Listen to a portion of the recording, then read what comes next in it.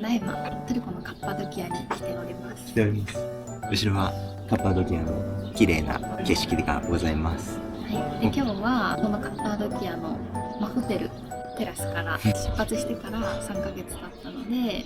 これまでの振り返りと予算に対してどれくらいお金使ったのかっていうところ、出発前は見えてなかったところが多かったから、出費がどれくらい何にかかるかとかもだいぶ見えてきたものだから、それをちょっと紹介できたらなと思います。はい。でまず出発からちょうど昨日で3ヶ月だったよね。4月2日からだから。で国は今9カ国あります。国はタイから入ってタイ、カンボジア、ベトナム、ラオス、またタイに戻ってきてスリランカ、インド、オマーン、UAE でトルコですね。で9カ国回ってきて、旅を通してね、いいなと思ったこととやっぱ難しいなって思ったこととかをちょっとそれぞれ順番に言っていけたらいいかなと思います。振り返りですね。振り返りだね。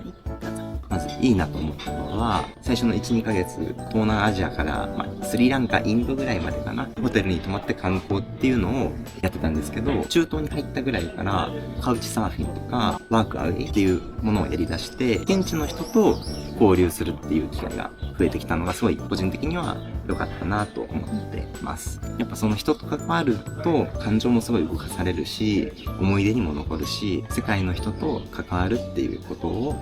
これからもやっていけたらいいなってすごい良かったかなと思ってます。なんかワークアウェイってすごいなっていう気づきだったね。カウチサーフィンももちろんすごいいいサービスで、旅人とその国にいるホストの人っていうのをマッチングするサービスで、宿泊場所だったりだとかのを提供してくれて、文化交流とかをできるようなサービスなんだけど、本当にいろんな人と出会えて、オマーンではそこで出会った人と一緒にレンタカー借りて観光とかもして、すごい良かったなと思うんですけど、やっぱりなんといってもワークアウェイがしてもらう、それだけじゃなくて自分たちもその人の本当に困ってることに対してお手伝いできるっていう、ちゃんと返せてるなっていう実感を持てるので、すごいいいサービスだなと思います。ワークアウェイはもう一日中仕事手伝わせてもらえるから、みっちりその人と関われる、生活スタイルも朝何時に起きてとか合わせていくっていうところとか、食ももちろんだし、あと実際期間も長いし、入り込める感がすごい高いなと思います。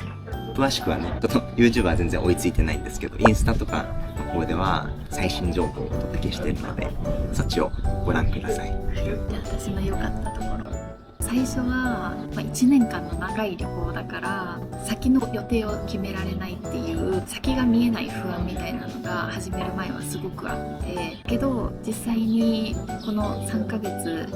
旅をしたら、なんか今を生きれてるっていうか、この瞬間を楽しむことができる。楽しめてるんですね。はい。結構俺とか旅行に行くときにはも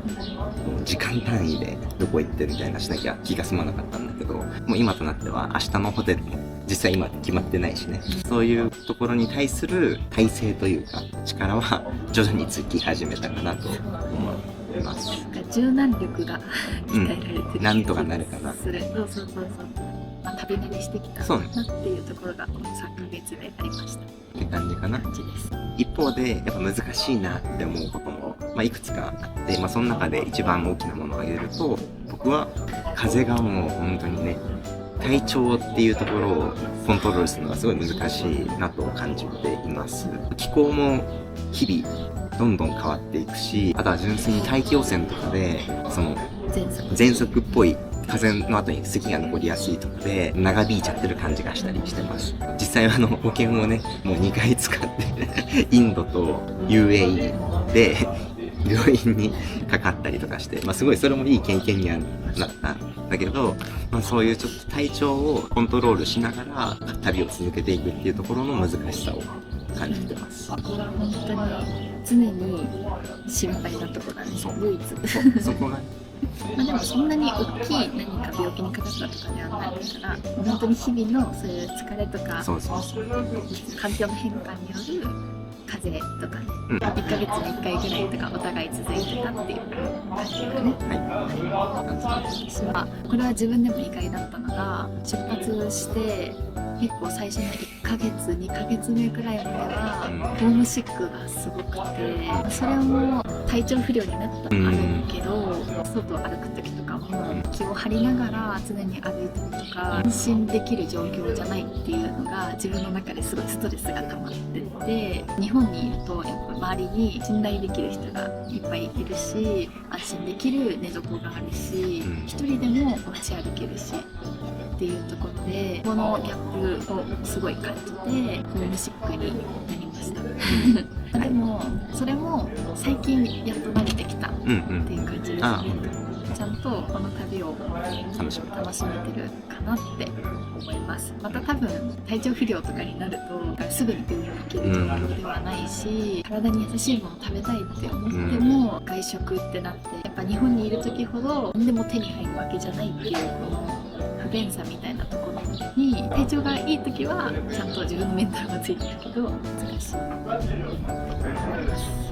まあそんな感じでですかね、3ヶ月の振り返りは。実際じゃあ、あとお金っていうところがどんぐらいかかってきたのか結構気になると思うので発表します。この3ヶ月トータルいくらかかったかというと、ドラムロールじゃん、80万8474円かかりました。2人で1人当たり40万。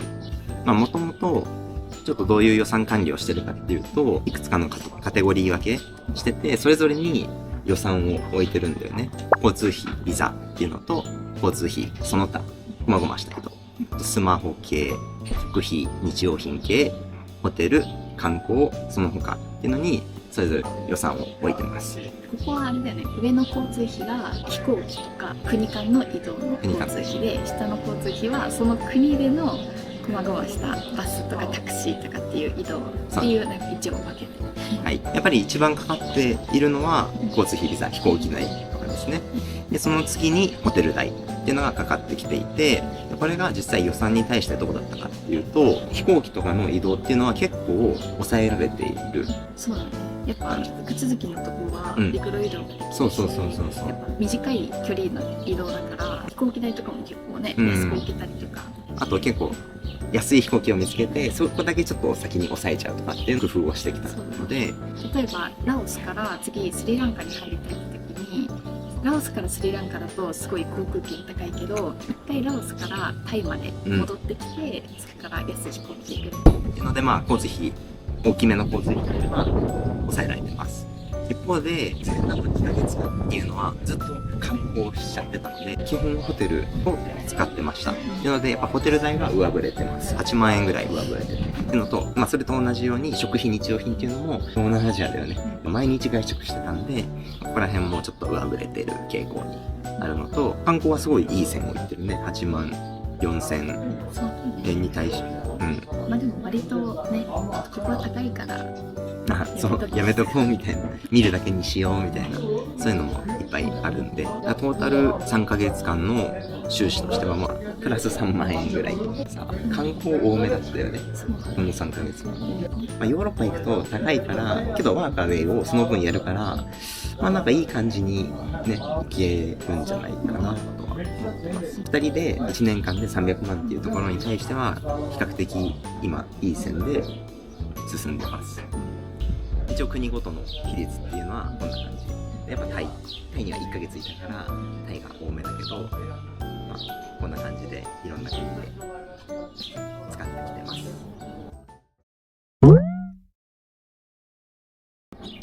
という感じですかね。はい。また3ヶ月ごとに予算をしていけたらなと思うので、はい、なんか聞きたいこととか追加で欲しい情報とか、そうね、気になることがあれば、もしよかったらコメントで。はい。あとインスタは結構最新の情報とかを載せてるので、そっちもフォローしていただけると嬉しいです。じゃあまた3ヶ月後にお会いしましょう。ギュレギュレー。